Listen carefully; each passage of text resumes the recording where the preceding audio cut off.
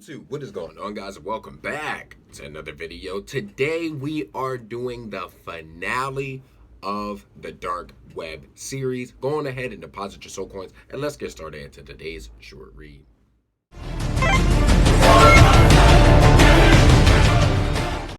All right, guys, we are back now. Like I stated in the last video, okay, this one is very short, okay, so it's not a lot to it. So please go on ahead and make sure that you read the other ones before hopping onto this one, because this one is the finale. So let's hop right into it. It had been an unusual 12 months for Richard since he had joined the group. Still, he didn't know the name, but at this point, he was in too deep to care. Dr. Pierce had taken him under his wing and helped him get acquainted with his new job. It took time to adjust to the regular dissection of dead bodies, but after a few days he had managed to take the advice and see them not as humans, but as corpses. After a week, he was managing to identify and packaging the organs all by himself as Dr. Pierce got on with other work. He was allowed, under watch, to visit his parents and let them know what was going on. It took some convincing, but after hours of arguing, they agreed to not go to the police. The group paid him weekly and helped him get a new house close to the old hospital. He had become a full-fledged member.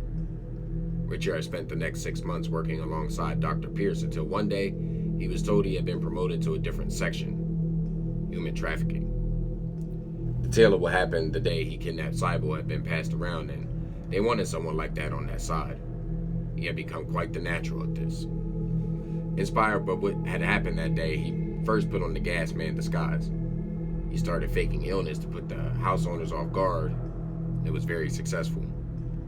Richard walked down the street with a new address in hand and a syringe full of the same chemical he used way back then. This time, he had walked with a more confident walk. A changed man. He knocked on the door of a beautiful-looking Victorian home. A man in his 40s answered. He was balding out but looked like he was in peak fitness. "Can I help you?" he asked. There have been some gas leaks in the local area. Would it be possible to check your gas supply? Richard said. "Sure, come in." The man let Richard in and showed him where his gas meter was. Richard pretended to know what he was doing by pressing buttons on the meter for a few minutes as the man stood behind him. "Is everything okay?" The man asked. It looks clear. Richard went to stand up but stumbled and grabbed hold of the wall. The man reached out and grabbed him by the shoulder. "Are you okay?" The man said. Just a bit dizzy, that's all. Can I have a glass of water, please? The man turned his back, and in a flash, Richard injected him in the neck and grabbed him from behind so there wasn't a fight. In seconds, the man fell unconscious. Richard slowly dragged him onto the van he had driven to the house and drove away. Back at the hospital, Richard dragged the man onto a stretcher and pushed him down into an empty room. He strapped him down and with the restraints and turned to walk away when the man suddenly woke up. "Where am I?" he said. You don't need to know that, Richard said. "Are you the bastards who did this to my children?" His voice was full of venom and his face was twisted in rage. "It was you who killed Harry and took Cyborg, wasn't it? Bastard!" Richard couldn't speak. This was Cyborg and Harry's dad. He hadn't thought about them in a year. Yes, it was, Richard said. "I'll kill you! I'll fucking kill you!" Clearly you don't know what we do here. The only person in any danger of being killed here is you. Now behave, or I will make sure you will end up in a red room. Richard walked away.